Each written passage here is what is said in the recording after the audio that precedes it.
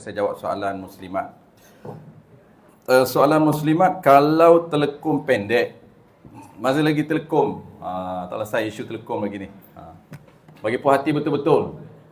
Kalau telekom pendek, kena pakai tudung kat dalam ke?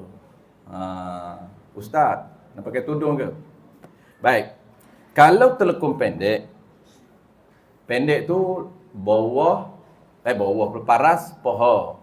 Paras, poho. Ingat, kalau labuh, paras, lutut. Itu dipanggil labuh. Labuh tak jadi isu. Pendek jadi isu. Baik, kalau pendek, qaul muktamad tak kena pakai baju dalam. Qaul muktamad, kalau pakai telekom pendek, pastikan wajib tutup aurah, dalam jangan bagi nampak. Nak macam mana? Kena pakai baju dalam tu. Pakai baju, dan ni tak bagi nampak ni. Apa nama ni, dagu ni pun. Kena pakailah. Pakailah apa pun, telekom ke apa. Adapun qaul dhaif, kalau dia pakai telekom pendek, ketika mana dia angkat nak takbir ini, tak nampak pun para bawah. Tapi kalau intai, maksudnya bawah pandang, bukan terbuka pun. Kalau intai, para bawah ni, intai ke bawah, nampak. Itu tak apa, qaul dhaif. Itu yang jadi khilaf tu. Tempat intai itu. Tempat nak intai itu, para pandan bawah, qaul dhaif anggap itu pandangan bawah. Qaul muktamad kata tak boleh, tak dikira pandangan bawah. Itu dikira pandangan sisi. Kena pakai. Muktamad kena pakai. Kalau dhaif tak apa. Jadi senang macam mana? Senangnya ikutlah qaul muktamad. Muktamad pakailah baju. Jangan pakai, tak pakai baju, belenggir je. Belenggir je, telekom je, serelum. Kalau orang lelaki, tak pakai baju. Semayang, Allahu Akbar. Kopiah pakai, terbalik. Kopiah pakai, baju tak pakai. Semayang di rumah. Takat ni saya tak pernah jumpa lah. Semayang masjid, tak pakai baju. Tapi di rumah biasa lah, tak pakai baju. Itu pun jarang-jarang lah. Kita tadi tu pun ada silap teknikal sikit, silap teknik sikit. Dia bukan infak. Infak tu sebahagian orang sahaja. Jadi silap. Pengurusi ingat semua infak. Tak. Ada certain saja ada orang yang infak tu. Certain orang dia bagi. Yang lain kena bayar. Sebab tak cukup yang support tu 2 orang je. Jadi yang tak ini kena bayar. Nak bayar tu pula tak apalah, yang dah bayar dekat Asfa tu tak apa, pengurusi akan totalkan balik sebab dia bukan Asfa punya, dia Azhar punya. Nanti Asfa akan pas dekat Azhar. Sebab Azhar pun dia sedian berhad. Dia tak ada dana. Jadi kena ambil lah. Dia tidak ada dana yang sponsor. Dia pakai dana sendiri. Jadi terpaksalah kena ambil. Tu saya tolong maklum je lah. Bagi pihak Azhar. Qala al-musannif rahimahullahu ta'ala. Baik. Kita sambung kitab yang kedua kita tuan, kitab Simarul Jannah. Hari ini macam biasa kita agak panjang sikit lah. Nanti bulan depan, kitab ni pun terpaksa kita pendekkan untuk memberi laluan kepada kitab Tauhid. Jadi kita 40 minit, sejam 20 minit. Kitab fiqh 1 jam 20 minit, kitab yang kedua 1 jam 20 minit. Jadi tak sampai 3 jam lah.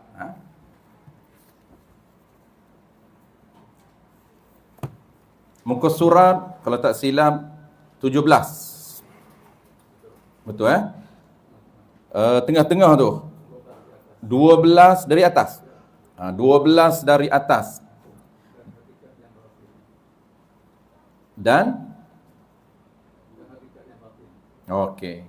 Masih lagi ketahui olehmu tu, dan hakikat, sembahyang hakikat. Baik.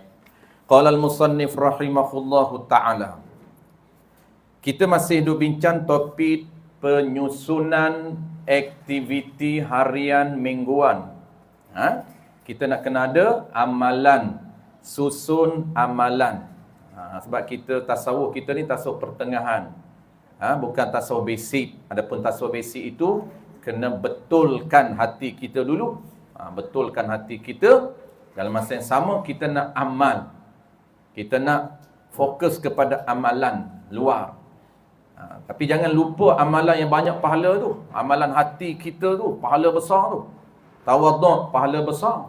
Sabar, pahala besar. Itu antara amalan-amalan hati kita. Baik. Selain daripada amalan hati yang kita dah jaga supaya tak ujub, supaya tak ada riak, supaya tak takabur, tak ada benda-benda yang haram dalam diri kita, dalam hati kita, maka dalam masa yang sama kita nak ada amalan. Sebab apa amalan nak jaga amalan ni? Untuk nak pastikan bukan saja pahala yang kita nak. Dalam syariat memanglah target pahala. Pahala tu yang kita target dalam ilmu syariat kita. Sebab nak kumpul pahala besar. Tapi dalam masa yang sama, bukan saja pahala, tetapi hubungan kita dengan Allah Ta'ala. Hubungan. Kita nak kena ada amalan. Amalan tu sebagai pengikat kita. Cara kita berhubung dengan Allah Ta'ala. Maka kitab kita ini, apa amalan-amalan yang dia disusun, kita dah sebut bulan lepas. Pertamanya, selain daripada, kita dah sebut pertama, amalan selawat, amalan zikir. Selawat, zikir, la ilaha illallah. Lepas tu masuk amalan yang afdal. Apa dia? Solat. Amalan yang afdal, solat. Tapi jangan lupa induk tu. Amalan induk jangan tinggal. Apa dia induk? Ilmu fardu ain. Tu induk. Kalau tak ada amalan induk ini, hancur semua amalan lain. Zikir pun tak jadi, selawat pun tak jadi, sembahyang pun tak jadi. Sebab induk dia berada pada ibadat fardu ain yang nama dia belajar ilmu asas. Kita tahu cara nak sembahyang betul, cara nak zikir betul, cara nak selawat yang betul, cara nak buat amalan-amalan yang betul. Tak kisahlah amalan apa pun yang betul.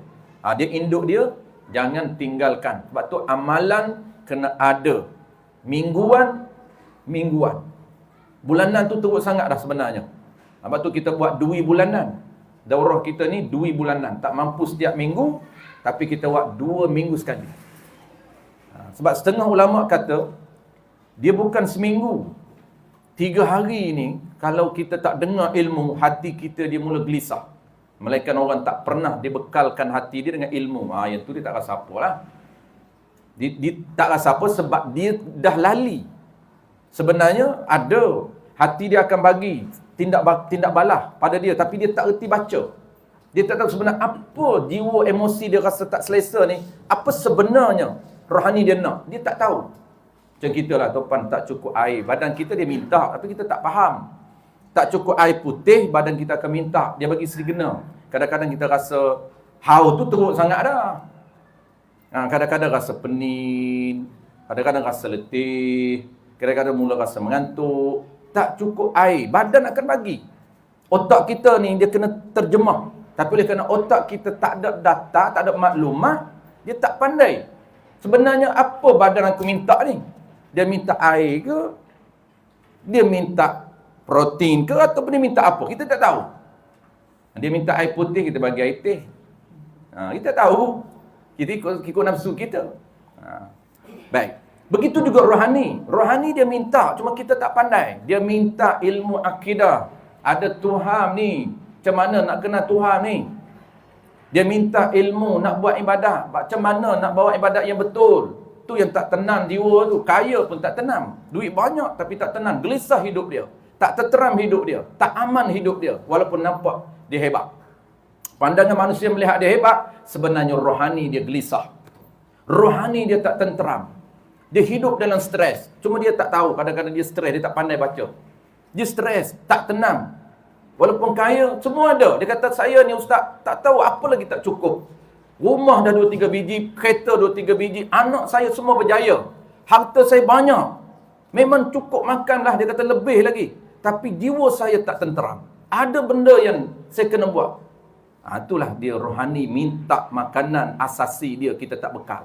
Iaitu ilmu mengenal Tuhan, makanan asasi rohani. Ilmu betulkan ibadat, makanan asasi rohani. Ilmu nak buang penyakit hati, makanan asasi rohani. Tu. Baik. Itu amalan induk kita kena jaga. Kalau tak boleh tiap hari ilmu ni, ilmu asasi lah. Bukan tafsir hadis tu. Tafsir hadis tu dia seronok dengar, dia bukan asasi tu. Tu macam kita makan gula-gula lah. Makan gula-gula bukan kenyang pun. Gula-gula, burger, sosis, tu je. Bukan kenyang. Itu macam orang dengar tafsir hadis, sedap. Tak tahu apa, semayang fail juga. Dia asasi. Kena bagi ilmu yang boleh membetulkan ibadat dia. Tu dia panggil makanan asasi roh. Roh ni dia akan kenyang apabila dibekalkan ilmu asasi. Dia akan tenang. Allah akan bercampak ketenangan apabila dia cukup makan. Itu jangan lupa. Induk. Tak boleh seminggu, tak boleh hari-hari, seminggu sekali. Tak boleh seminggu sekali, 2 minggu sekali. Itu dah 2 minggu. Sebulan tu teruk sangat. Sebulan tu dia akan gelisah. Apabila kita bagi, menyebabkan satu tahap dia akan ketagih. Itu okey tu. Nafsu ketagih dengan benda baik, itu dah nafsu yang terlatih. Tak boleh dia tak dengar ilmu asas. Dia nak dengar. Tu dah tanda Allah naikkan pangkat dia. Baik. Qala al-musannif rahimahullahu ta'ala, sambung. Dan ketahui olehmu, kita gustan sikit. Dan ketahui olehmu bahawasanya bagi sembahyang itu, baik. Kita nak bincang selain daripada amalan mengaji fardu ain, amalan zikir, amalan selawat, amalan solat yang besar. Kena ada. Skedul kita harian kena ada. Kita dah kekal amalan lain, tapi amalan yang besar pahala yang kita kena jaga apa dia? Sembahyang. Lagi sembahyang sunat. Sembahyang sunat tu pula banyak. Dahulukan sembahyang sunat yang besar pahala. Apa dia yang besar pahala? Ikut ranking dalam mazhab al-Imam Syafi'i. Ikut ranking. Sembahyang sunat yang pertama yang ranking besarnya ialah sembahyang sunat Idul Adha. Yang kedua Idul Fitri. Yang ketiga gerhana bulan. Keempat matahari. Kelima minta hujan. Keenam witir. Temu. Kita nak fokus. Hak mana? Hak lain tu jarang-jarang. Keenam witir, ketujuh rawatib. Baik. Dia nak sebut di sini 2 pagi ni. Kita susun dalam hidup kita, cuba amal sembahyang sunat. Nak amal hak mana dulu? Jangan duha dulu. Sebab duha, dia ranking rendah lagi. Ambil yang tinggi dulu. Nombor 6, nombor 7 tu. 1 sampai 5 tu jarang. Idul Adha sekali, Idul Fitri sekali, bulan jarang gerhana, matahari jarang gerhana, minta hujan pun jarang, hari-hari hujan. Tak perlu minta, jaduk minta lagi, banjir. Lepas tu nak, nombor 6, witir. Nombor 7, rawatib. Ni nombor kita buat yang ni dulu. Dahulukan sembahyang rawatib. Rawatib mazhab kita ada 22 rakaat. Nak dahulu yang mana? Dahulukan muakkad dulu 10. Ini cara kita nak didik nafsu kita. Jangan buat 22 teruk. Jangan. Pensam dia. Pensam. Memang dia tak akan buat lah teruk-teruk. Jangan. Dia rasa teruknya. Setiap kali semayang nak kena buat rawatib. Asar nak buat rawatib. Maghrib belum pun nak kena buat. Lepas kena buat. Teruk ni. Jangan. Bagi dia slow-slow dulu. Pujuk dia. Buat 10 dulu. Rawatib. 10 tu mana? Maghrib. Kita ambil zuhur dulu. Kita ambil subuh. Subuh 2. Zuhur qabliyah 2. Ba'diyah 2. 4, dapur 2 dan 6 lah. Maghrib selepas 2, 8. Isyak selepas 2, 10. Cukup 10. 10 ni kalau tak boleh, buat dulu yang mana boleh. Nak orang bagi orang yang baru-baru, mula subuh dulu. Jangan tinggal subuh 2. Lepas tu zuhur. Maghrib tak sempat, tak apa. Tak sempat. Isyak sempat tak? Tak sempat, tak apa. Witir. Han sempat subuh ke zuhur je. Dia mula dulu. Tak penuh lagi tak apa. Itu cara kita nak didik nafsu kita. Mula sedikit dulu. Tapi kalau orang yang dah boleh lawan, mula full lah 10 tu. 12 lagi tinggal. 12 tu ghairul muakkad. Itu cara dia nak buat. Baik. Barulah witir. Okey. Yang kedua baru kita buat witir. Lepas witir, dalam masa sama kita tambah. Ni bagi orang dia nak tambah lah. Baru tambah duha. Jangan witir tinggal duha buat. Oh, tu balik tu. Witir besar pahala dia. Duha tak pernah tinggal. Witir tak pernah buat.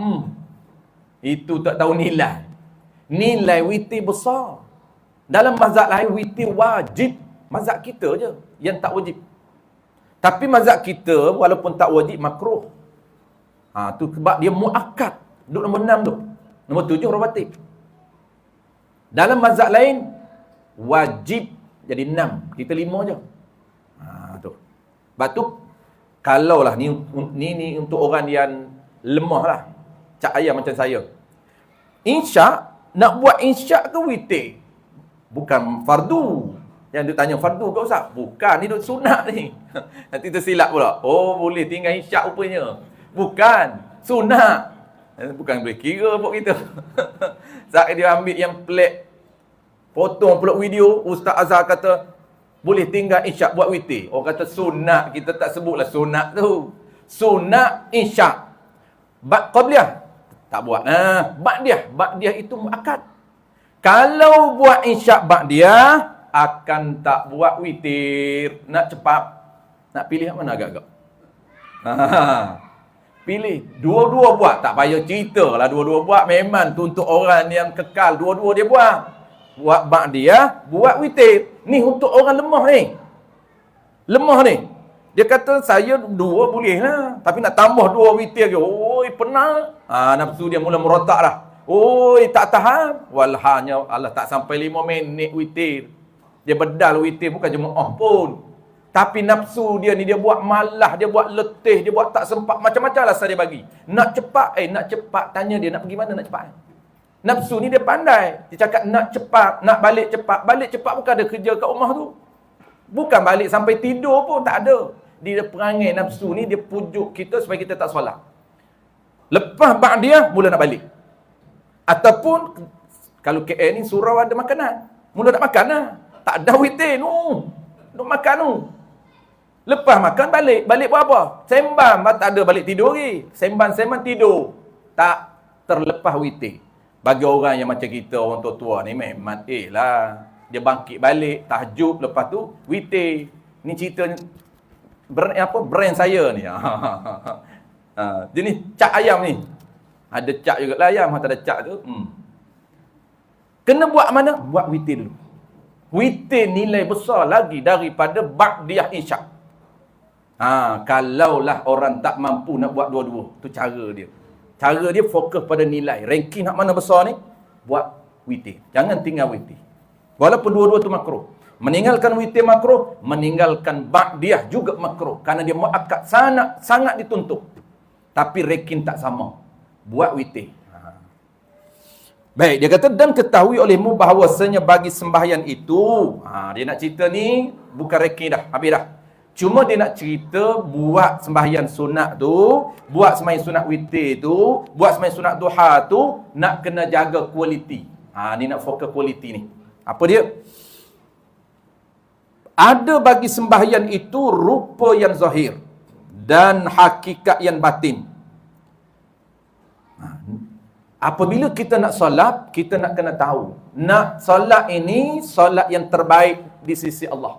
Nak berhubung dengan Allah Ta'ala ni cara yang terbaik. Maka apa kita nak kena tahu? Solat ni dia ada peraturan zahir, wajib betulkan.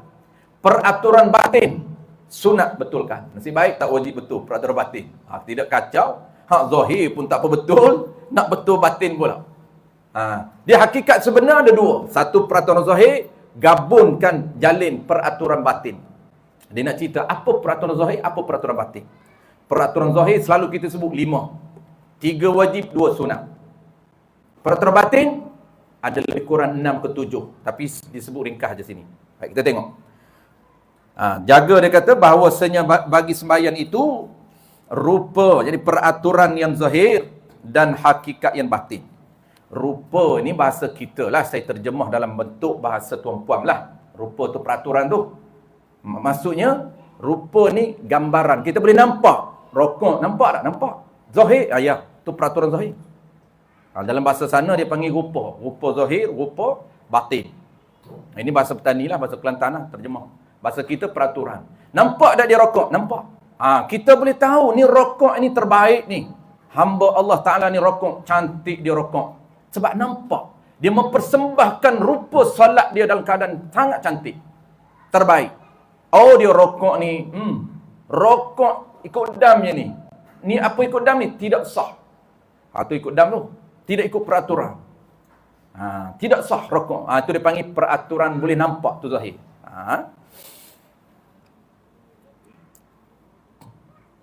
Dan hakikat yang batin. Dan hakikat ni maksudnya, hakikat tu apa? Diri yang batin. Hakikat tu diri.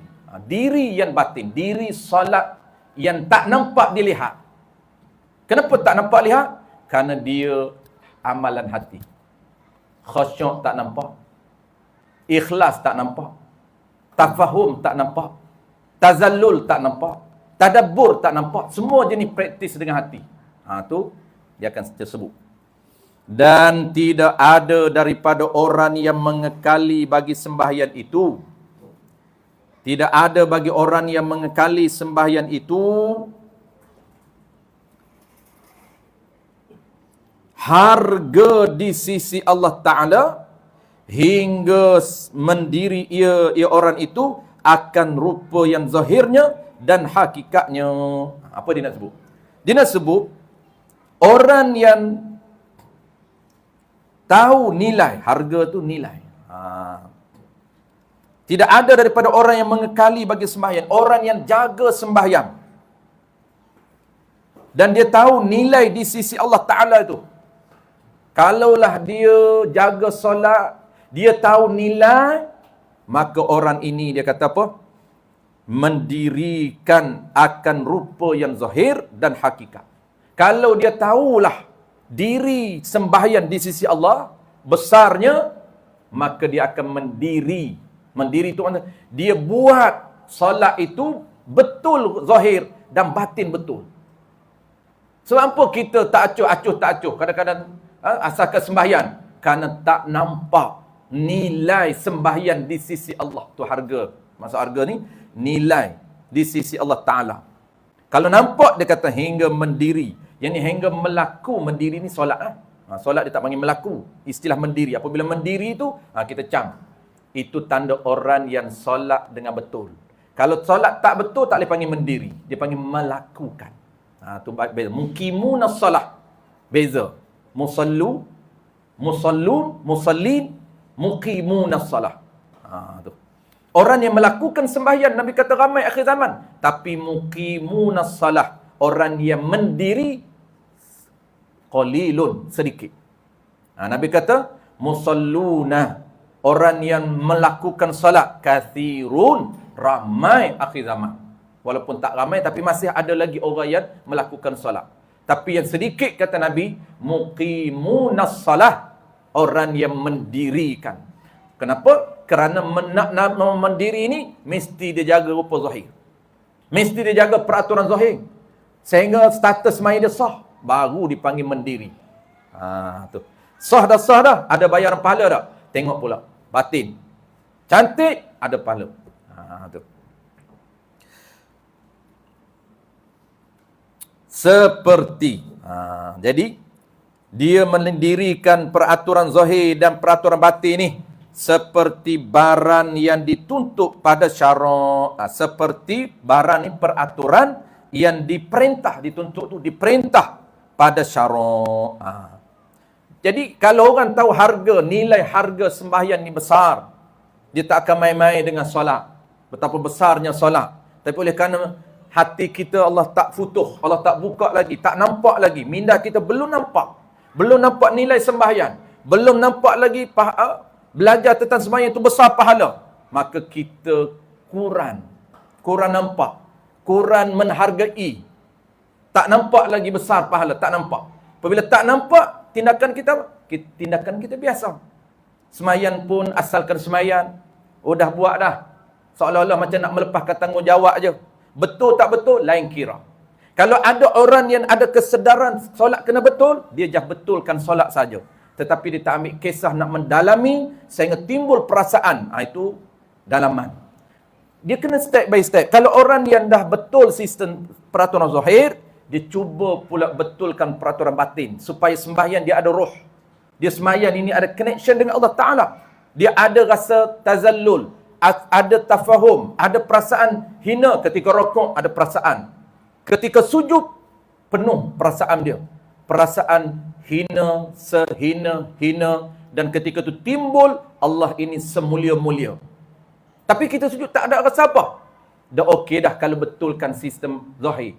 Hak cantik kena adun dua. Kalau orang yang nampak nilai besar, dia cuba cari macam mana nak tambah lagi ilmu supaya aku sembahyang ada roh, ada rasa. Sujud itu penuh perhambaan, hina, sangat hina. Dan orang yang sujud ini ataupun dipanggil tempat kita sujud ini ataupun Allah Ta'ala yang perintah kita sujud ini muncul semulia-mulia zat. Kita sehina-hina zat, Allah semulia-mulia zat. Tu belum lagi ada, belum perasaan tu belum ada. Tapi kita dah buat peraturan zahir, okey. Sebab apa? Sebab perasaan itu anugerah. Tunggulah anugerah. Dia kesenangan. Tapi kita ikut proses. Kita buat aja proses tu. Tambah ilmu tauhid, tambah ilmu tasawuf, tambah ilmu fiqh. Cukup cara, cukup masa, Allah akan campak mula sujud yang penuh perasaan. Mula rokok penuh perasaan. Tu. Dia kata apa? Dan dia kata zahir. Mana peraturan zahir? Seperti barang yang dituntut. Habis. Maka rupa yang zahirnya. Zahir sembahyang. Mana peraturan zahir tu? Maka iaitu segala rukun. Dia sebut ringkas je ni. Kalau detailnya, kita sebut tu ada 5 tu. Pertama syarat sah. Yang kedua syarat sah setiap rukun. Yang ketiga perkara batal. Yang keempat perkara sunat abad. Yang kelima sunat hai'ah. 5. Tu 5 tu peraturan zahir. Kena jaga semua 5. Nak pahala lebih, buat sunat abad dan sunat hai'ah banyak. Maksimumkan. Tu pahala lebih. Kekalkan pahala, kekalkan rukun dan tambahkan di sunat. Untuk panggil nilai tambah. Dan nak lagi lebih, pahala lagi lebih, cantikkan peraturan batin hati kita. Nanti dia akan sebut apa peraturan batin. Habis. Dia nak sebut ni tak cukup 5, dia sebut ringkas je. Apa dia rupa zahir? Iaitu segala rukun. Rukun. Satu komponen je disebut. Dan adat yang zahir daripada qiyam. Samalah qiyam tu rukun, bayam dia panggil. Bayam daripada zahir, adat zahir. Dan qiraah. Ni komponen rukun juga. Qiraah. Dia kata kena jaga peraturan bacaan. Qiraah ni bacaan. Bacaan 5 wajib tu jaga. Buang nafsu yang rasa malu tu untuk tadabbur. Kadang-kadang kita rasa malu. Nafsu tu malu tu. Malu tak bertempat dia bagi. Kita nak betulkan 5 ni. Ya Allah, punya muka nak letak kat mana lah. Nak pergi bertemu untuk guru tajwid. Boleh tak betulkan tayat akhir saya? Malu. Tu panggil malu tak bertempat. Sebenarnya mulia tu. Itu kerja yang mulia di sisi Allah. Biarlah kita tak pandai pun. Kita takut orang nampak kita tak pandai. Itu nafsu. Biar orang nampak kita tak pandai. Daripada orang nampak kita pandai, bahaya.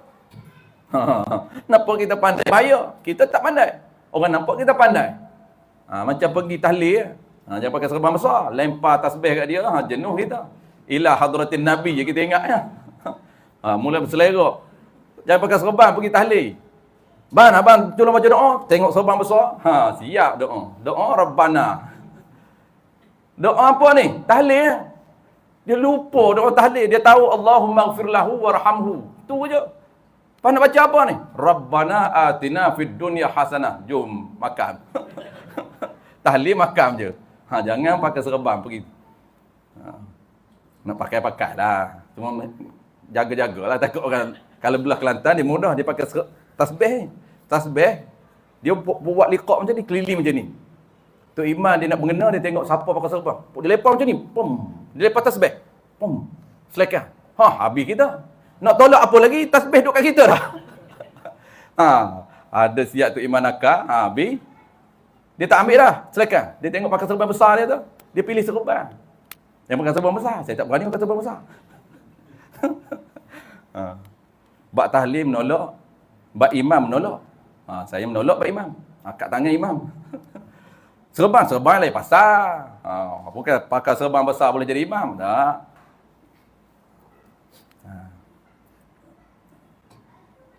Qiraah ini kena ingat. Apabila qiraah ini kita kena fokus 5 yang wajib dulu. Kemudian fokus sunat.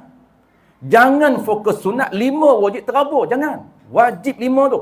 Takbiratul ihram. Minta ustaz cuba dengar takbir saya betul tak? Bagi ilmu kita buat, amali kita buat ini, memang ada orang yang mengesahkan. Ada guru yang mengesahkan takbir kita betul. Allahu Akbar. Oh betul. Panjang pendek cukup. Cukup. Itu kita puas hati. Ibadat kita, ibadat yang ilmu ini ataupun amali ini, ada orang yang mengesahkan ibadat kita. Sebab ini ibadat ni nak bertemu dengan Allah Ta'ala. Nabi pun diberi dengar. Allah nak tunjuk model kepada ummah. Nabi pun diberi dengar. Nabi ni tak dia boleh, dia lancar. Tapi Allah nak tunjuk model kepada umat dia, nak kena ada guru. Sebab itu Nabi dia baca, Jibril dengar, Jibril tasmi'. Betulkan bacaan. Nabi tak perlu betulkan. Allah bagi kepada dia fasih menyebut huruf yang paling fasih, tidak ada tandingan. Nabi kita paling fasih. Apapun huruf. Sahabat dia beza lah. Ada sahabat yang fasih huruf dha di kalangan sahabat, ada huruf ain. Sahabat mana yang paling betul ain dia dengan sama dengan Nabi? Bukan sama betul, tak ada yang sama betul dengan Nabi, Nabi je. Itu di kalangan sahabat dah tak sama. Nabi je. Kita lagi teruk ni, kenapa teruk? Perasam dia tu betul. Waktu saya belajar dengan tok guru saya tu, apa nama ini, kami panggil Pak Lam Hashim. Guru Quran tajwid, dia hakim musabaqah peringkat daerah, peringkat negeri, peringkat daerah. Dia kata ada seorang ustazah tegur saya. Saya tanya dia, Pak Lam nak tegur apa? Dia kata ustazah tu mengajar tajwid juga. Hebat ni, guru tajwid. Tegur tajwid. Nak cerita apa? Perasaan kita. Perasaan kita rasa hebat. Orang lain tu tak betul kalau tak sama dengan kita. Tu bahaya juga. Ustazah ni tak apalah dia mengaji lah. Kita ni, kita mengaji dulu-dulu ni. Dulu-dulu ni rasa hebat dah. Mu'minina wal mu'minat. Orang lain baca tak sama dengan dia tak betul. Mu'minin. Hubah huruf tu. Tu tidak sah tu. Hamzah dia jadi ain. Mu'minina wal mu'minat. Bukan main ain mu'mini mu'minat. Hubah huruf tu. Tak sah doa tu. Kalau baca baca Fatihah bahaya tu. Baca Fatihah. Rabbil alamin. Ain dia ubah hamzah. Hamzah dia ubah ain. Tak ke berselera? Alhamdulillahi rabbil alamin. Tempat ain dia ubah hamzah. Hancur. Tapi oleh kerana dia ni perasan betul dia baca, siapa baca selain pada dia, semua tak betul kan. Itu panggil perasan. Jangan tegur dia.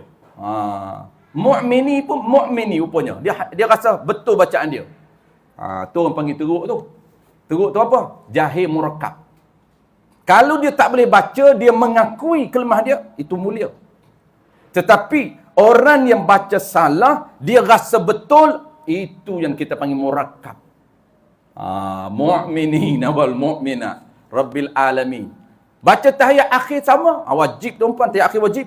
Qiraah di sini maksud 5. Takbir, baca cari guru, perbetulkan takbir. Yang kedua Fatihah, cari guru, perbetulkan Fatihah. Yang ketiga selawat, tahiyat akhir dulu. Yang ketiga tahiyat akhir.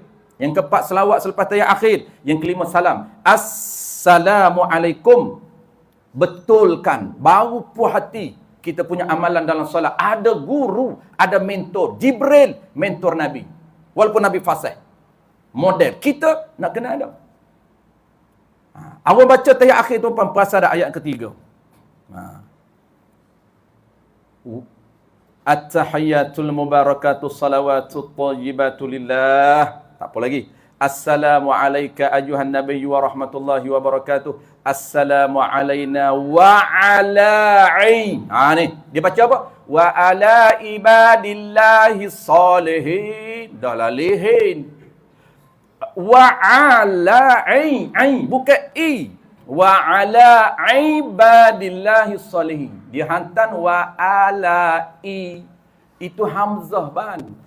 Dia ain sepepak dia. Tapi oleh kerana perasan betul, tak boleh kalau orang kata tak betul. Saya baca 30 tahun. Duk kira baca 40 tahun. Bukan kira lama baca. Baca yang tak betul. Sebab tu huruf itu satu persatu. Tu qiraah. Macam tadilah saya cerita tuan guru saya tu, ustazah ada tegur dia. Ustazah perempuan lah, ustazah perempuan lah.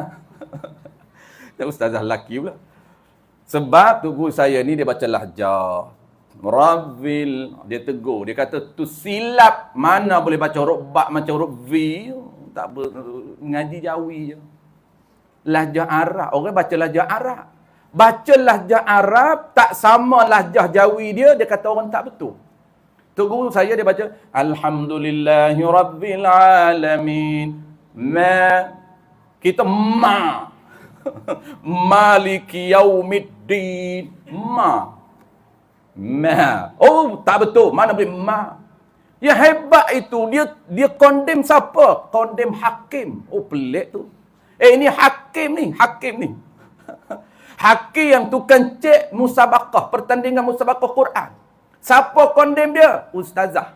Tak kisahlah cak apa pun. Pelik. Saya cakap kat dia, kalau hakim musabaqah boleh condemn, cakap kita Ustaz Cak Ayang biasa lah. Rabbi. Dia kena baca macam Rabbi macam dia. Alhamdulillahi Rabbil Alamin. Betul lah tu. Tapi orang baca lahjah Arab, betul lah lahjah Arab dia. Jangan kita kata tak betul.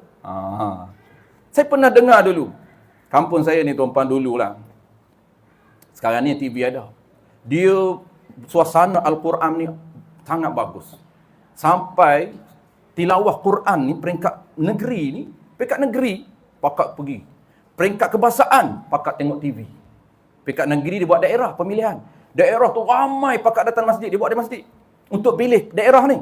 Daerah tu lah menang daerah tu baru naik negeri. Siapa? Dia lawan daerah naik negeri. Negeri ni, wakil negeri ni, dia akan lawan kemasaan. Ni kemasaan pakat tengok TV. Jadi TV tu, mana yang ada TV besar tu, dia keluar. Ramai pakat datang. Hak tak ada TV, pakat datang. Pakat datang dengar suasana Quran dulu. Sangat bagus. Masa saya umur 90-an lah. Sekarang ni tak ada masalah sebab TV ada. Dulu tak banyak TV. Cuma ada isu apa ni? Isu. Orang kampung, dia kata boleh ke baca lagu tu? Musabaqah tu wakil negeri tu. Lawan negeri-negeri tu. Dia boleh ni makcik ni. Kenapa baca lagu tu? Dia nak suruh baca dia. Pelik orang tak mengaji ni. Jangan main-main tu, bang. Sebab tu kalau kita pun sama fiqah ni. Buat tak sama dengan orang, dia tegur. Ni apa ni, rokok macam ni. Kena rokok ni, tangan letak di betih tu. Dia nak rokok macam dia, tak tangan di betih. Lepas tu pula kena buat senaman macam tu. Kena ikut dia. Ikut jahil tu dipanggil jahil murakab. Hati-hati tu, bang. Macam-macam orang. Tu dia panggil jahil murakab. Dahlah diri dia tu tak betul. Dia tak mengaku pula betul. Dan nak betul orang lain yang betul. Tu pelik kan tu. Habis. Kita belajar, kita tegur. Kalau kita belajar, kena tegur. Boleh. Kita nak tegur dia. Boleh. Cuma ada hikmah. Kena ada cara lah tegur. Kena ada cara dia. Apabila kita belajar, kita tahu ni tak betul ni. Tak betul ni pakcik ni buat ni. Kena ada cara dia. Jangan kita direct tu. Pakcik, mana boleh pegang betih ni? Tak boleh. Haram. Pakcik tu terajang tu gitu. Cakap dia, saya dah belajar. Siap bawa kitab. Pakcik nak tahu tak kitab saya? Nanti saya bawa. Cakap direct macam tu. Sebab dia tak nak dengar. Ada juga orang, apabila kita tegur cara elok, seorang sama seorang, kita nak betulkan dia niat baik. Sebab dia salah. Kita niat baik pergi. Seorang sama seorang, tapi dia meletim. Dia tengkau belajar lagi. Ilmu masih cetek. Makan garang lebih lagi. Orang muda nak tegur orang tua, bukan senang. Dia suruh kita belajar lagi. Kita pun cakap, saya dah belajar pakcik. Belajar tak cukup lagi. Tiap-tiap hari saya belajar, pakcik. Tak cukup lagi. Pakcik, cukup tak? Tak, janganlah cakap macam tu. Dia orang tua. Kena ada hormat kepada orang tua. Kalau dia kata macam tu, tak payah layan lah. Tapi kalau sebaya boleh. Sebaya ataupun dia rendah pada kita. Kita boleh bahasa-bahasa yang agak orang panggil agresif boleh. Tapi kalau orang tua, tetap adab kena jaga. Jangan kita agresif sangat dengan orang tua, tak boleh. Kena adab tetap, tak boleh. Kadang-kadang kita orang panggil ekstrim juga. Orang tua dia buat macam kawan lah. Pakcik, Jahannam tu, payah macam tu. Jangan Jahannam, kesian dia. Pakcik, saya ni nak tegur, saya belajar macam ni pakcik. Dalam kitab, kena beritahu kitab. Baru dia percaya. Hari ni, pakcik pun kalau main petik je, dia pun betul ke budak ni. Kena baca kitab. Kitab Sulam Musibian yang saya belajar dengan guru saya, ada sebut dalam kitab Sulam Musibian macam ni pakcik. Betul lah dalam kitab tu. Saya pun betul juga. Senyap je lah. Kadang-kadang orang dia tak mengaku kesalahan dia. Dia kata betul dalam kitab tu betul. Tapi saya buat pun betul. Dak pakcik ambil kitab mana? Ada. Dia nak cover, biarlah. Dah lepas dah tanggungjawab kita nak menyelamatkan seorang orang yang kita sayang di padang mahsyar tu. Kalau kita tak tegur dia, dia akan tanya kita. Tanggungjawab kita lah. Tapi dah lepas dah tanggungjawab kita tegur, dah lepas dah. Baik, habis dia kata, tengok zahir hakikat pula. Dan ada sujud, ada lagi. Dan rokok, habis qiraah habis. Dan rokok. Sebab tu saya selalu sebut di mana-mana tempat saya mengajar tuan-puan, adakanlah satu slot kuliah rukun qauli. Biarlah malu, tutuplah kemaluan sekejap. Dia rasa malu je. Saya dulu mengaji pun tuan, sampai ketua juga saya mengaji. Sebab saya ni lidah keras. Memang keras lidah saya. Saya adik-beradik ni ada 7 orang. Yang paling keras saya. Nombor 2 adik saya. Tapi dua-dua ni, walaupun keras tuan-puan, 2 ni ketara. Adik saya jadi imam. Siapa ayah saya kata apa? Kalau habislah khatam ni, adik ni, aku akan sembelih kambing. Oh, dia punya payah nak sebut. Oh, panggil telur. Saya tingkatan 1, saya tak boleh sebut ar lagi. Ar. Alhamdulillahi Rabbil Alamin Ar-Rahmanir Rahim. Tingkatan 1 orang lagi. Ayah saya pun pelik. Tapi belajar. Keras pun belajar. Belajar tuan-puan. InsyaAllah boleh sebut walaupun keras. Cuma tak cantik macam orang lembut lah. Tak cantik lah. Lepas tu kalau nak jadi iman, bagi yang lembut dulu. Jadi brutal macam kita ni duduk belakang lah. Tapi kalau tak ada juga gen hak lembut, kita boleh lah. Brutal-brutal kita pun. Sebab dulu, orang tu dulu. Alhamdulillahirrahmanirrahim. Ni boleh lah sekarang. Adik saya lebih teruk pada saya lagi. Tapi nak cerita berkat mengaji, komitmen, pulun, usaha. Alhamdulillah sekarang ni jadi imam masjid di Kuala Kerai. Saya pun tengok pelik saya kata. Tapi dia sedap lah baca, pada saya sedap dia lagi. Dia minat. Dia nak ke minat dan orang panggil apa? Usaha. Payah. Dan berkat guru juga. Saya guru terakhir saya, dia berkat lah. Mula banyak boleh lembutkan lidah saya, dah boleh faham tuan guru ni lah Pak Lam ni. Dia ni cita-cita tidak hakim musabaqah. Sebab tu kalau nak cari guru, saya mula masuk pondok baru saya yakin dengan mursyid. Guru mursyid ni memang banyak bantu kita. Sama fiqah pun, saya banyak guru fiqah merantau siapa di Kedah, tuan guru Haji Cik ni barulah puas hati mengaji fiqah. Tu carilah guru mursyid. Guru yang pakar dalam bidang dia. InsyaAllah tak lama kita mengaji. Sekarang ni tak lama. Guru Quran saya tak sampai 5 tahun. Dekat hampir 5 tahun. Tak sampai 5 tahun. Dulu lama lah dulu. Dulu kampung tu guru kampung. Tapi tak boleh lah kita nak pelekeh. Jangan compare guru ni. Kalau tak kenal guru di kampung, tak boleh baca. Setengah orang tu dia kata, saya dulu, guru saya bukan betul. Tak boleh. Itu guru kita. Guru kampung tu standard kampung lah. Kita yang salah sebab tak tukar. Dah khatam dah 3 kali, duk khatam sampai 5 kali. Samalah standardnya. Cubalah tukar guru hak tinggi sikit. Saya guru di kampung tukar. 3 orang tukar. Di Kedah, seorang je guru saya di Kedah. Jumpa seorang tu fokus. Sampailah habis. Banyak. Itu mursyid itu penting tu, guru yang boleh. Tapi jangan cari guru Wahabi. Jangan. Guru Wahabi jangan, bahaya. Ada setengah tu. Guru Quran bagus dia baca Quran, tapi fahaman dia Wahabi. Tak boleh. Tak berkah. Cari guru yang ahli sunnah. Ada juga kawan saya tu. Ngaji bagus lah, tapi Wahabi. Tak boleh. Tak berkat. Cari guru yang ada keberkatan dia. Baik, apa lagi dia sebut yang zahir? Dan rokok, dan sujud, dan tasbih, dan umpamanya. Dan banyak lagi. 5 komponen tadi. 5 komponen tu semua peraturan zahir. Dan ada pun hakikat. Nak masuk hakikat. Apa peraturan batin yang kita nak kena jaga? Dan ada pun hakikatnya, hakikat sembahyang. Maka iaitu hakikat sembahyang ni, batin ni. Pertama, hudur serta Allah.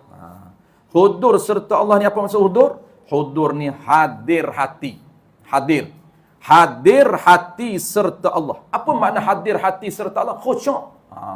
Tu. Khusyuk ataupun ingat hati tentang perbuatan dan bacaan dalam solat. Itu pertama. Khusyuk kita panggil. Itu peraturan batin pertama. Amalan batin ni amalan hati. Sembahyang ni bagi hati hidup. Apa masa hidup? Tak ingat benda lain. Tu kena buat betul-betul. Urusan lain jangan ingat. Jangan terbayang pun urusan lain. Kena kosong sebelum takbir tu, kosongkan. Payah jugalah.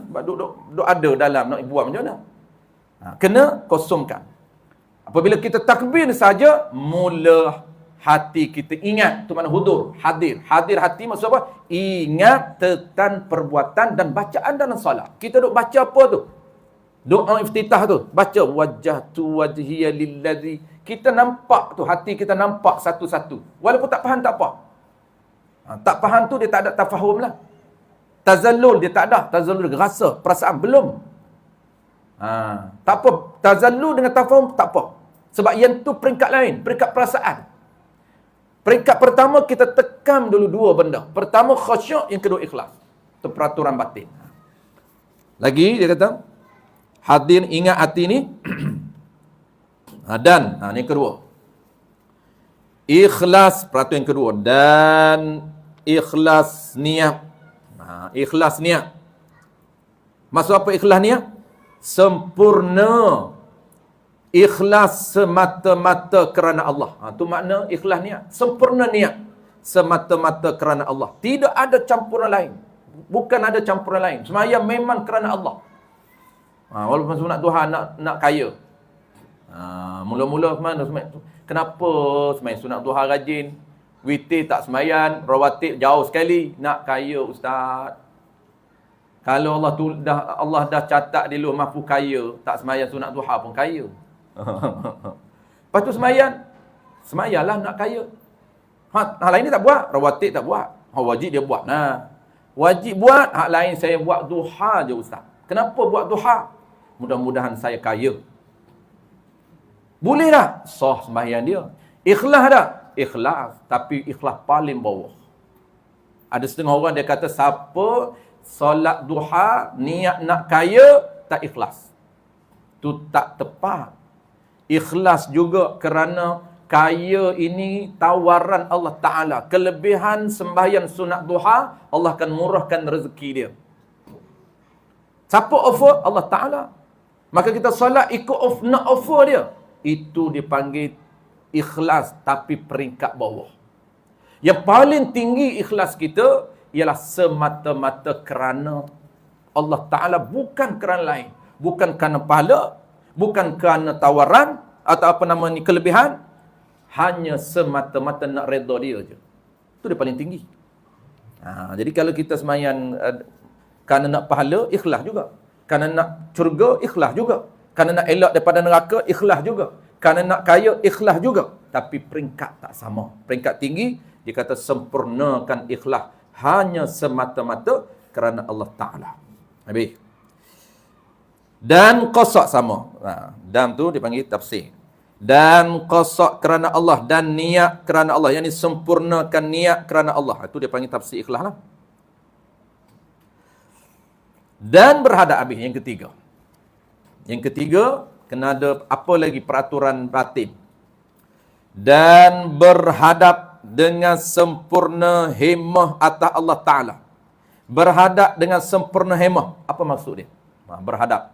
dengan sempurna hemah. Maksud dia, solat dalam keadaan betul-betul bersemangat. Tu mana hemah? Hemah ni bersemangat. Rasa semangat, excited, gairah. Tu payah tu, nak paksa diri tu. Duduk malah rasa, paksa mula-mula. Biasalah mula-mula paksa. Malah lah nak solat rawatib, rasa letih lah. Tu kena paksa. Lepas wirid letih. Tu mula letih. Pandai. Dia mula buat letih, dia mula buat tak larat, dia mula buat nak cepat, dia mula nak balik, dia mula nak terberak, nak terkecil, nak kacau. Banyak cabaran. Semua kena paksa. Paksa kali pertama. Yang kedua, lama-lama kita cuba relaxkan. Mula paksa tu. Paksa dah boleh lawan dah. Tak ada dah cabaran. Cuma cabaran sekarang ini, solat dah boleh dah. Tak rasa nak tepat balik, tak rasa nak terkecil, nak terberak. Nak terkecil, terberak tu sebenarnya itu adalah unsur dalaman. Gangguan dalaman. Syaitan ni, dia pandai. Dia injek kita. Nak bagi kita tak buat. Dah masuk, dah kecil. Jangan orang ambil wuduk balik. Balik je. Keluar kecil, tak masuk balik. Dia balik. Balik di rumah, jangan. Geng kuat tak apa. Ni kita cerita hak biasa ni. Jangan cerita geng kuat. Jangan kita kata, Ustaz, saya memang semayang sunat kat rumah. Tak cerita tu. Ni cerita geng cak ayam macam saya ni. Tak cerita orang, cerita kita. Kita tak hipokrit, cerita kita. Balik rumah, jangan harap. Balik rumah mula isteri yang buat air. Ada air. Lepas air, tak ada dah. Sembang dah. Lepas sembang, apa lagi? Nak solat. Rawatib. Rawatib ni, ba'diah belum lagi ni. Ba'diah belum. Letih. Letih apa? Lepas minum air, sembang kencam apa? Letih nak tidur. Ambil mata. Nak semaya, sepatut semaya sebelum tidur. Tak ada jalan. Pandai ni, jalan ni, dia tahu. Nafsu kita dia kenal. Syaitan tu dia lama dah, akrab sangat dah syaitan ni. Duk dalam ni, tak keluar-keluar ni. Bukan duk baru masuk je. Tak kenal dah syaitan, dia kenal. Dia duk berlari dalam darah, Allah izinkan. Setiap mana darah boleh sampai, syaitan boleh sampai. Lepas tu dia injek, dia akan rasa macam tak selesa, rasa nak cepat, rasa letih, rasa lemau, rasa malah, rasa jemung. Lepas tu, hak tu semua tak layan. Dia mula injek, nak terberak. Tu pun sama. Sampai nak terkecil lah. Kalau nak terkecil sungguh, tu pergi kecil lah. Ni tak saja. Kadang-kadang cuba tumpuan perasan, cuba kontrol. Lepas solat tak ada pun nak kecil. Itu panggil gangguan. Tapi kalau lepas solat nak kecil lagi, itu betul. Itu memang nak kecil betul. Kena pergi kecil. Ni dah lepas solat, tak ada dah nak terkecil tadi. Nak masuk tandah tadi, hilang. Itu gangguan.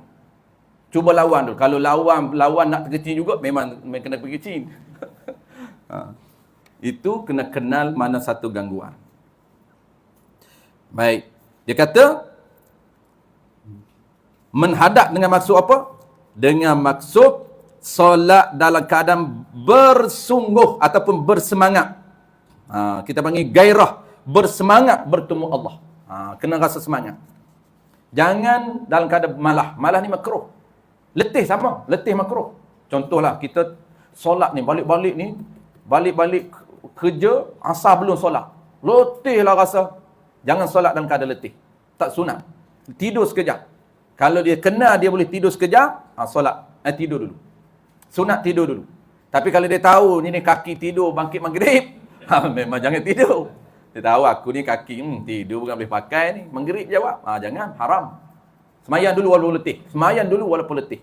Tapi kalau orang yang kena diri dia kuat, tidur dulu. Makruh semayang dalam keadaan letih. Dia tak semangat bertemu Tuhan. Macam kita lah orang datang, kita letih. Nak layan elok tak? Tak ada lah. Sembang macam tak tengok muka kita pun. Buat tubik air, ambil air, tubik air. Dari mana lagi ni? Ustaz dari mana ni? Sembang tak larat. Dia nak halau tak gamak. Kita singgah, hello, Haji ada rumah saya nak singgah ni. Ustaz dari mana? Dah saya kebetulan ni ada lalu cari barang sini. Dah ada rumah dah saya nak singgah ni. Dia tak gamak nak tipu, tak ada. Ada. Saya nak singgah boleh tak? Boleh kita pun singgah. Singgah. Apa tengok layanan dia? Tak semangat. Sebab letih. Cuma dia kata, kenapa Ustaz tak datang malam? Dia tak gamak nak cakap. Begitu juga kita dengan Allah Ta'ala. Makruh solat dalam keadaan letih, dan solat dalam keadaan mengantuk, solat dalam keadaan malas. Makruh. Kena rasa semangat. Barulah kita feeling. Walaupun tak feel. Habis. Lagi. Itu peraturan yang ketiga. Seterusnya. Qala al-musannif rahimahullah ta'ala. Yang keempat.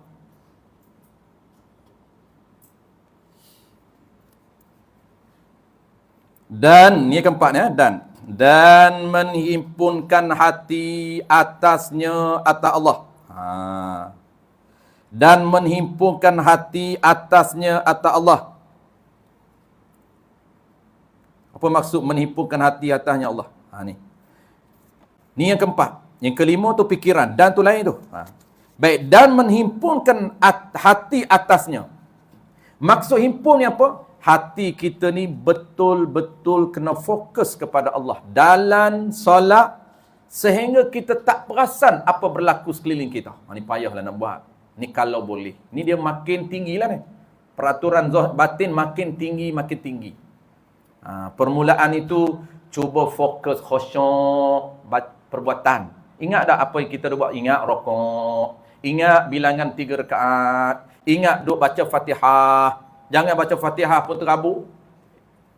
Lepas baca Fatihah, Ar-Rahman ke Maliki Yaumiddin? Tu tak khusyuk lah tu. Tak khusyuk. Dia lupa. Lupa apa? Lupa ayat Fatihah. Lupa baca tak baca lagi Fatihah. Tu dia panggil lupa baca tak baca. Tu gangguan dia panggil. Gangguan. Khusyuk ni syaitan akan ganggu. Tu cabaran. Cabaran yang paling payah ialah dalaman. Luar ni kita belajar, kita boleh buat elok. Belajar cantikkan rokok, cantikkan bacaan kita. Tetapi dalaman ini payah. Ini kita cerita nak sembahyang seorang diri ni. Belum imam. Imam lagi mencabar. Kenapa? Kerana lagi setan agresif, serangan hendap. Apa dia serangan? Dia mula detik rasa bacaan. Mam, cuma baca hari ni. Dia pun tarik bukan main. Sebab setan kata, bacaan, tengok 7 soft. Biasanya 1 soft. Hari ni 7. Oh, dia tarik lagu. Tukar Bayati, Husaini, Sahijaz. Bahaya. Riak. Dia nak hancurkan bacaan imam. Riak.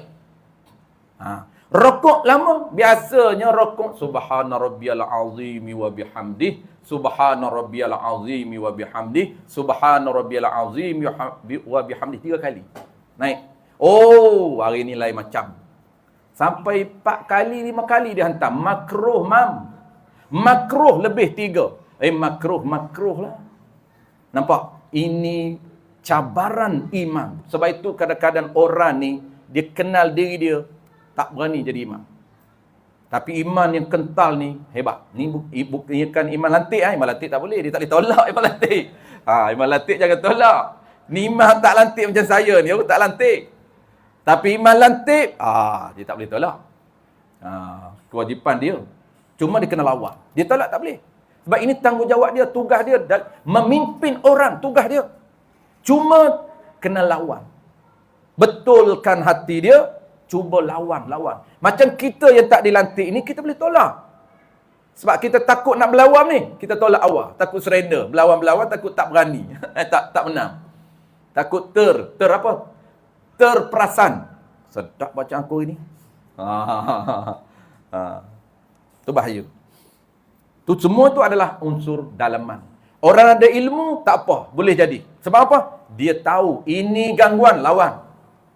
Tapi orang yang tak ada ilmu, tuan-tuan, memang dia layan. Apabila seran hendak, dia pun layan hendak. Layam semata-mata layam. Itu bahaya. Riak menghanguskan pahala. Yang kelima seterusnya. Kata tadi 4 kan, menghimpunkan hati. Jadi hati betul-betul fokus kepada Allah dalam salat sehingga dia tak perasan apa berlaku di sekeliling. Tu makna himpun. Tu makna himpun hati ni. Himpun hati atas Allah ni maksud fokus, bukan fokus biasa ni. Bukan fokus yang pertama tadi khusyuk. Ni bukan khusyuk saja ni. Pertama tu khusyuk biasa. Maksudnya fokus bacaan, fokus perbuatan itu baru pertama. Nombor 2 itu ikhlas. Nombor 3 tu pula lagi tinggi ikhlas. Nombor 4 ini lagi tinggi khusyuk dia. Tinggi tak tinggi macam mana? Ni saya nak 3 gambaran saja. Tapi nak buat payahlah. Bagi kita faham dulu. Tingginya khusyuk dia ni, itu kata himpun hati tu, atas Allah Ta'ala. Fokus betul-betul kepada Allah Ta'ala. Dia kata tinggi fokus dia, sehingga dia tak perasan apa berlaku kiri kanan dia. Tu payah. Khusyuknya macam ni. Contoh kita lapar. Lapar kita ni 2 hari tak makan. Tak payah 2 hari lah, sehari je puasa. Apabila dapat makanan, kita makan punya khusyuk, punya fokus. Orang sembang kita tak dengar. Bini kita teban, ambil air ban depan tu. Boleh tak ulu air? Ngap-ngap, ban ulu air. Ngap-ngap, ban ulu air. Air. Ambil. 3 kali bini dia sembang. Fokusnya makan. Tu dia panggil menghadap makanan tu. Punya fokus. Tu contoh tuan-tuan tak nampak lagi. Ni hak nampak ni. Contoh kedua nampak. Ni WhatsApp. Laki dia ke bini sama. Bini dia WhatsApp. Kita pun sembang dengan bini. Tak layan bini kita. Ataupun laki WhatsApp. Bini kata, ban, nak makan apa? Tak, duk main WhatsApp pun. Bukan game ni, WhatsApp. Game tak cerita lah. WhatsApp ni. Melayan WhatsApp punya fokus, punya khusyuk. Laki panggil, tak dengar. Laki tak minta ambil air, tak layan. Sebab fokus. Jangan sembang dengan dia. Sembang kita duk sembang sama diri. Dia duk main macam ni. Kita duk sembang, dia duk tepi ni. Duk sembang bawa kereta, duk tepi ni. Tak layan. Rupanya dia sedang khusyuk tahap gaban. Tu. Bapak khusyuk. Anak muda kita tu, bapak khusyuk. Gila khusyuk. Khusyuk gila. Itu dia fokus. Tu tahap khusyuk. Kita hari ni cuba solat. Lepas solat, siap tanya bini, siapa telefon tadi? Dia dengar perbualan bini telefon dengan kawan. Siapa telefon? Tu tak hebat tu. Hebat lagi, siap tanya. Siap tanya. Dia dengar setiap patah perkataan. Kata, apa, jiran nak datang? Pukul 3. Oh, dahsyat. Mana hala khusyuknya macam tu. Tu dia panggil khusyuk tahap gaban. Payah nak buat tu. Okey.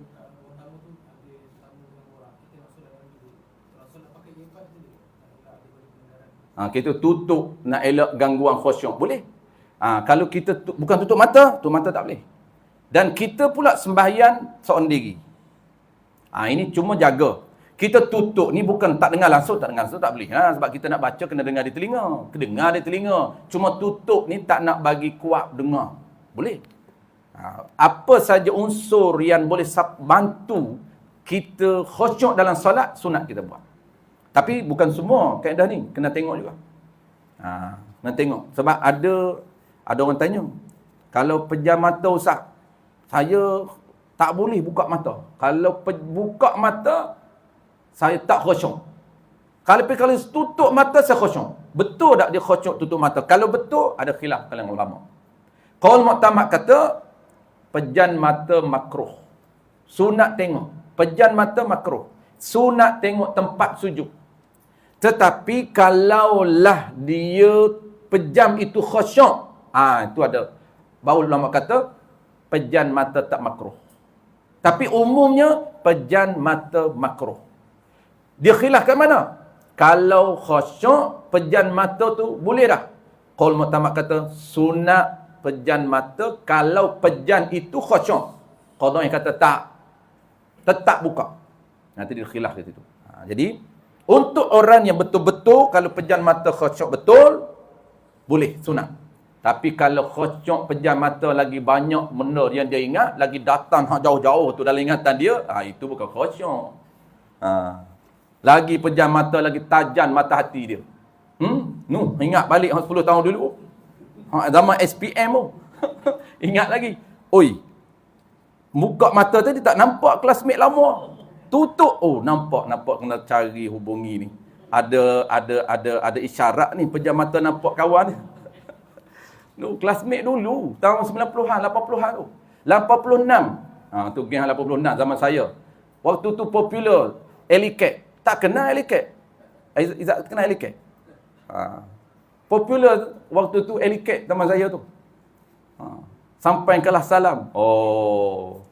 Tahun 85. Jadi dia ingat, pejam mata ingat. Tahun 86, kawan-kawan aku nak cari balik. Geng-geng eliket. Jangan tutup mata, buka mata. Tu makruh dia tutup. Menaikkan khusyuk betul. Habis yang keempat, yang kelima, yang terakhir. Qala al-musannif rahimahullahu ta'ala. Dia ada 7 semua tuan-tuan. Yang kelima kena ni dia ringkas saja. Dan bahawasanya adalah fikiran itu menyimpan ia fikiran atas sembahyang engkau. Ni bahasa dia arah tinggi. Apa maksud dia? Dia kata dan bahawasanya adalah fikiran itu menyimpan ia fikiran. Menyimpan dengan mana tersimpan. Tu. Inhisar. Tersimpan ia fikiran atas sembahyang engkau.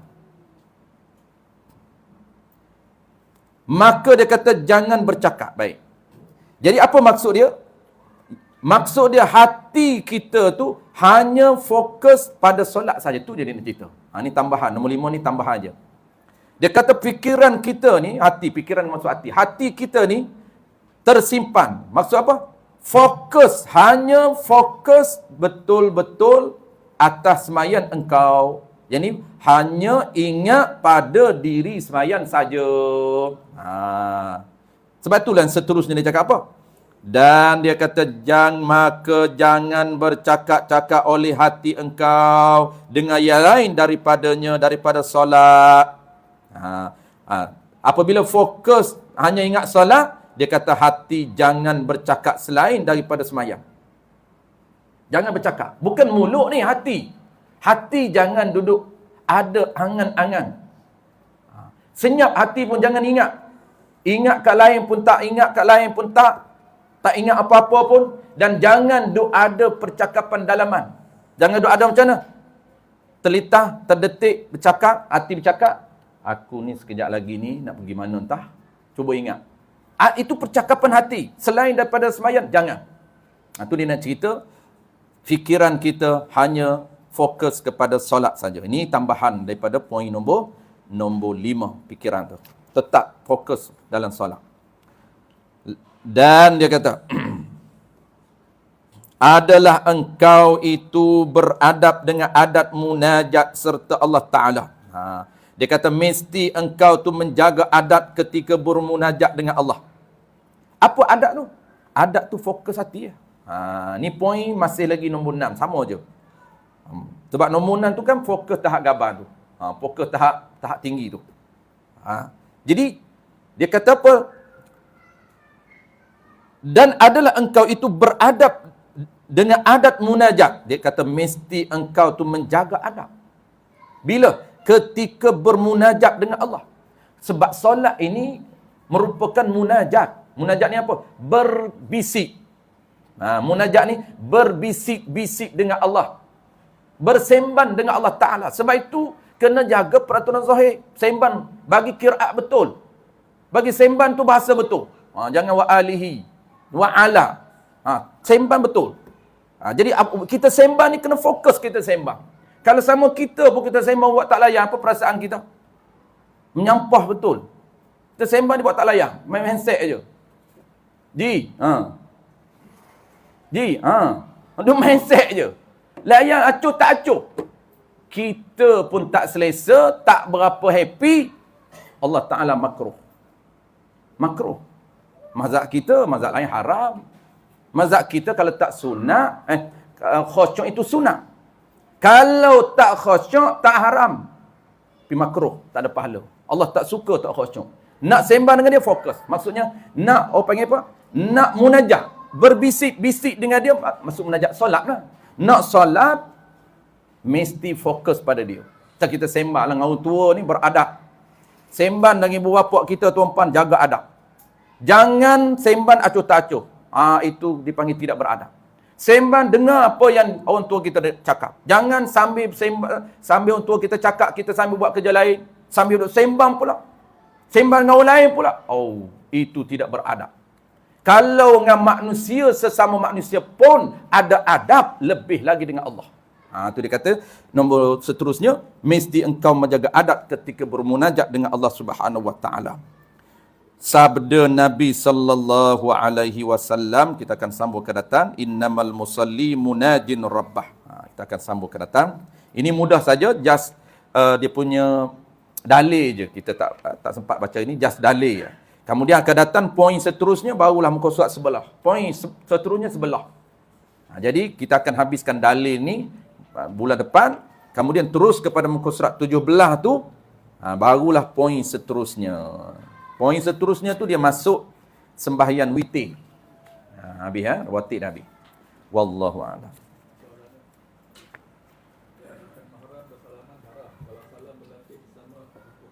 Okey. Sesama bukan mahram. Okey. Okey, hukum bersalam dengan bukan mahram. Istilah dia tuan-puan, dalam sistem perkahwinan dia ada istilah mahram, bukan mahram. Mahram tu apa? Orang yang haram kahwin. Ibu kita yang 18 tu orang haram kahwin, dia panggil mahram. Orang haram kahwin, mahram. Satu lagi istilah ajnabi ataupun bukan mahram. Kita tak nak ajnabi, kita boleh buat bukan mahram. Ni bukan mahram sebab sepupu. Maknanya sepupu kita ni haram sentuh. Sentuh batal wuduk. Dia tanya, soalan tanya, boleh tak kita bersalam berlapik? Tak, betul. Berlapik. Macam ni tuan-puan, boleh tak kita bersalam, sepupu kita datang, kita lapik. Ataupun tak kisahlah, bukan sepupu lah, orang luar, kita pun lapik macam ni. Ustaz, lama ustaz tak balik. Makcik-makcik di Kelantan, lama ustaz tak balik. Lama tak jumpa. Dia hulu ni, dia pandai, dia beralah. Ni orang tua ni ria ni. Orang tua, kampung. Dia pakai macam dia tahu haram. Tapi dia nak bersalam juga. Dia siap pakai macam ni. Boleh ke tidak? Harus. Harus sekiranya tidak timbul fitnah. Tapi kalau timbul fitnah walaupun berlapik haram. Macam contoh, office mate kita, Aris. Office mate kita, Aris selalu kena. Orang lain tak ingat nama. Macam ni. Kita buat kerja dekat-dekat. Office mate, kerani Aris. Oh, kontraktor besar ni. Ada kerani perempuan. Dia duk menulis. Saya suruh tulis lain, buat tulis lain. Ni, siap pegang ni. Pegang tangan. Ni, tulis kat sini. Amboi, bos pun bagus. Pegang tangan. Tulis kat sini. Apa hukum? Haram. Saya tak sentuh. Timbul fitnah. Fitnah tak boleh, haram. Tetapi kalau orang tak ada fitnah, apa dia fitnah ni? Rasa lain. Perasaan. Rasa lain. Ni, mudah untuk nak tunjuk fitnah. Sebab orang tak faham fitnah. Arif pegang botol ni tak rasa apa kan? Ni, tak rasa apa. Cuba pegang kerani hak perempuan hak cantik tadi. Rasa apa tak? Rasa lain lah. Lain tu fitnah. Haram, jangan pegang. Fitnah. Walaupun beralas. Tetapi makcik tadi saya pegang botol. Sama je. Makcik pun hulu, umur 70. Sama je. Macam pegang botol je, kan pegang makcik. Okey. Ustaz buat tak? Tak buat lah, contoh je lah. Contoh. Kita pun dah elak. Ada ni cerita betul. Ada orang kampung-kampung memang boleh dia buat macam tu. Tapi kita pun cuba elak. Kita pergi, dia buat sembah, dia buat kita buat sibuk-sibuk. Lalah dia tahu dah. Mamat ni bukan betul ni, orang nak salam dia tak nak. Dia tahu tu. Boleh, tak masalah. Macam mana agak-agak nak elak? Nak cakap tu, tak boleh makcik, haram. Oh, lari makcik tu. Datuk kita kata. Oh, Arif, buat macam ni, Arif. Jaga kerani, dia pegang ikut dam. Kalau nak pegang beralat, maknanya bolehlah sentuh badan dia. Bertampar ni dengan perempuan. Alah, awak ni saya cakap tak dengar. Tampar. Laki tanpa laki tak apa. Ni tak perempuan tanpa laki. Ambo mesra je. Dengan bini tak tampar. Bini marah, ustaz saya tampar. Saya tampar kerani tak marah, apa senyum. Tu saya tampar tu. Jangan. Tampar bini tak apa. Wallahu'alam. InsyaAllah tuan-tuan kita sambung seperti biasa. Minggu kedua kan? Minggu kedua. Bismillahirrahmanirrahim. Alhamdulillahirabbil alamin. Wassalatu wassalamu ala asyrafil anbiya'i wal mursalin wa ala alihi wa ashabihi ajma'in. Allahumma faqihna fid din wa 'allimna at-ta'wil waj'alna minal ulama'il 'amilin waj'alna minal mukhlisin wa sallallahu ala sayyidina Muhammad wa ala alihi wa barakatuh sallam. Walhamdulillahirabbil alamin.